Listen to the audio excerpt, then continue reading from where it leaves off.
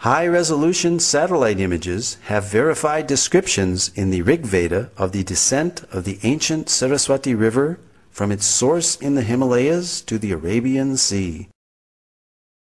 Pure in her course from the mountains to the ocean, alone of streams, Saraswati hath listened.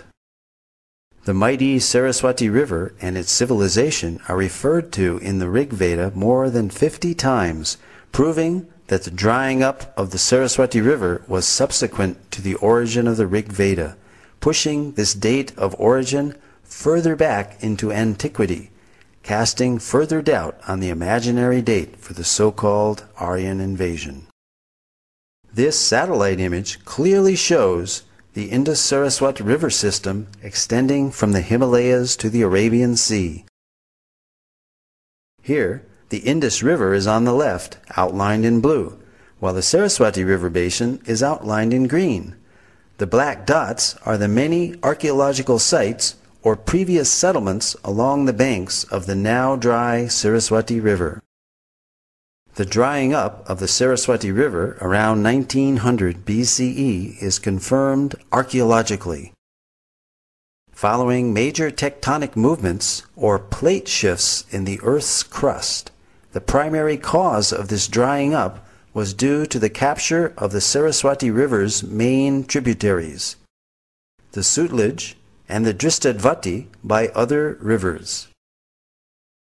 Although early studies based on limited archaeological evidence produced contradictory conclusions, recent independent studies, such as that of archaeologist James Schaffer in 1993, showed no evidence of a foreign invasion in the Indus-Saraswat civilization and that a cultural continuity could be traced back for millennia.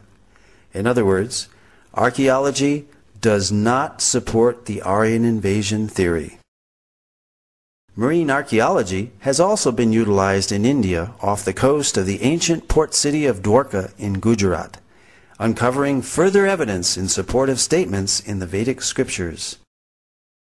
An entire submerged city at Dwarka, the ancient port city of Lord Krishna, with its massive fort walls, piers, wharves, and jetty, has been found in the ocean as described in the Mahabharata and other Vedic literatures.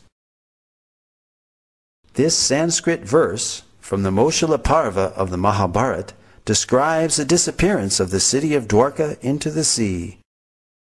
After all the people had set out, the ocean flooded Dwarka, which still teemed with wealth of every kind. Whatever portion of land was passed over, the ocean immediately flooded over with its waters. Dr. S.R. Rao, formerly of the Archaeological Survey of India, has pioneered marine archaeology in India. Marine archaeological findings seem to corroborate descriptions in the Mahabharata of Dwarka as a large, well-fortified, and prosperous port city, which was built on land reclaimed from the sea and later taken back by the sea. This lowering and raising of the sea level during these same time periods of the 15th and 16th centuries BCE is also documented in historical records of the country of Bahrain. Here is a glimpse of the massive Dwarka city wall. Among the extensive underwater discoveries were a large door socket and a bastion from the fort wall. 2 rock-cut slipways of varying width extending from the beach to the intertidal zone, a natural harbor, as well as a number of olden stone ship anchors were discovered, attesting to Dwarka being an ancient port city. The 3-headed motif on this conch shell seal, found in the Dwarka excavations, corroborates the reference in the scripture Harivamsa that every citizen of Dwarka should carry a mudra or seal of this type. All these underwater excavations add further credibility to the validity of the historical statements found in the Vedic literatures.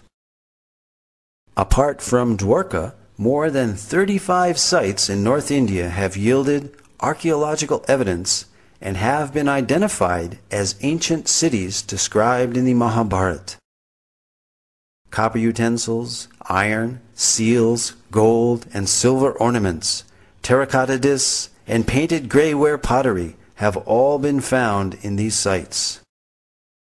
Scientific dating of these artifacts again corresponds to the non-Aryan invasion model of Indian antiquity. Furthermore, the Matsya and Vayu Puranas describe great flooding which destroyed the capital city of Hastinapur, forcing its inhabitants to relocate in Kaushambi. The soil of Hastinapur reveals proof of this flooding.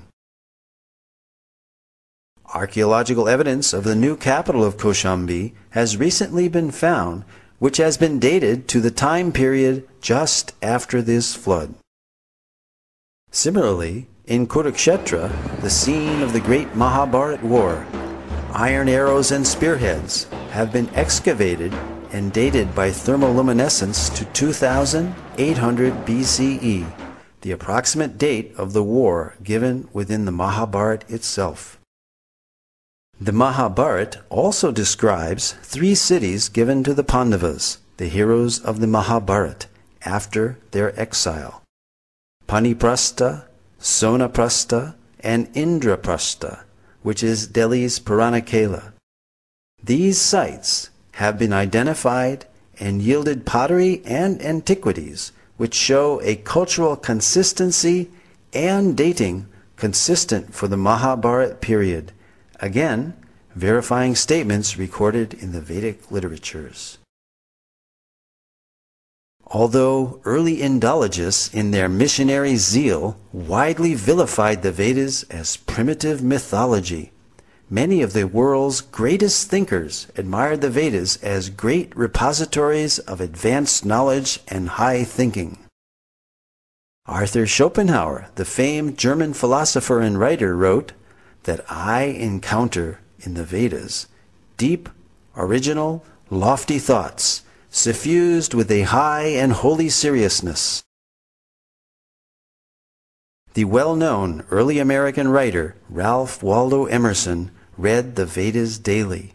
Emerson wrote, I owed a magnificent day to the Bhagavad Gita. Henry David Thoreau said, in the morning I bathe my intellect in the stupendous philosophy of the Bhagavad Gita, in comparison with which our modern world and its literature seems puny and trivial. So great were Emerson and Thoreau's appreciation of Vedantic literatures that they became known as the American Transcendentalists.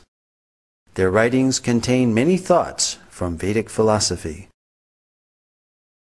Other famous personalities who spoke of the greatness of the Vedas were Alfred North Whitehead, British mathematician, logician, and philosopher, who stated that Vedanta is the most impressive metaphysics the human mind has conceived. Julius Robert Oppenheimer, the principal developer of the atomic bomb, stated that the Vedas are the greatest privilege of this century. During the explosion of the first atomic bomb, Oppenheimer quoted several Bhagavad Gita verses from the 11th chapter, such as, Death I am, cause of destruction of the worlds. When Oppenheimer was asked if this is the first nuclear explosion, he significantly replied, yes, in modern times, implying that ancient nuclear explosions may have previously occurred. Lin Yutang, Chinese scholar and author, wrote, India was China's teacher in trigonometry, quadratic equations, grammar, phonetics, and so forth.